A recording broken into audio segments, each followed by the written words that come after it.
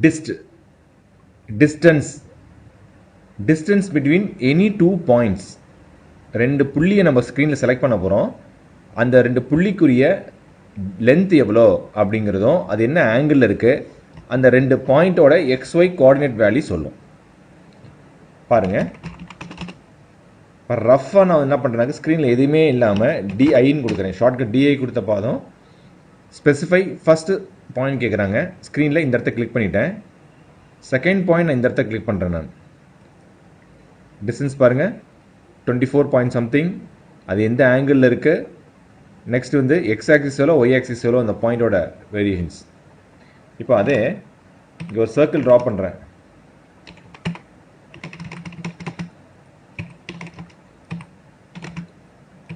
இதை காப்பி பண்ணுறேன் நான். எங்கே இந்த சென்டர்லேருந்து ஆர்த்தோ ஆன் பண்ணி அதை பற்றி கவலை கிடையாது. ஒரு 100 அப்படின்னு கொடுத்து காப்பி பண்ணிட்டேன். இப்போது கேப் கண்டுபிடிக்கணும். ரெண்டுக்கும் எவ்வளோ டிஸ்டன்ஸ் இருக்குன்னு தெரியாது. டிஐ இதோட சென்டருக்கும் இதோட சென்டருக்கும் 100 காட்டுதான். இப்போ வரையும்போது நம்மளா ஃபிசிக்காக வரைஞ்சோம், அதனால் உங்களுக்கு தெரியும். இப்போ ஒன்றும் இல்லை, இப்போ மூவ் பண்ணுறேன் நான். இப்போ பாருங்கள், டிஐ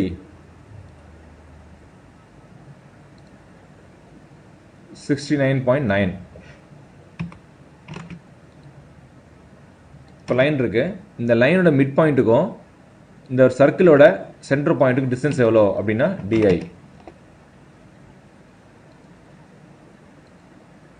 ஸோ 97 இருக்குது.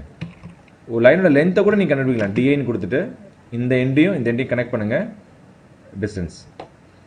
இது வந்து நீங்கள் வளைவான லைனுக்கு கண்டுபிடிக்க முடியாது. அந்த லைன் ஸ்ட்ரைட்டாக ட்ராவல் ஆகுறத நீங்களே பார்க்கலாம். டிஐன்னு கொடுத்தோன்னே இப்போ இந்த எண்டுக்கும் இதோட சென்டர் கொடுக்கும் பாருங்கள். லைன் ஸ்ட்ரைட்டாக தானே போகுது உங்களுக்கு, எஸ்பி லைன் மாதிரி கிடையாது. ஸோ டிஸ்டன்ஸ் வந்து 51.1.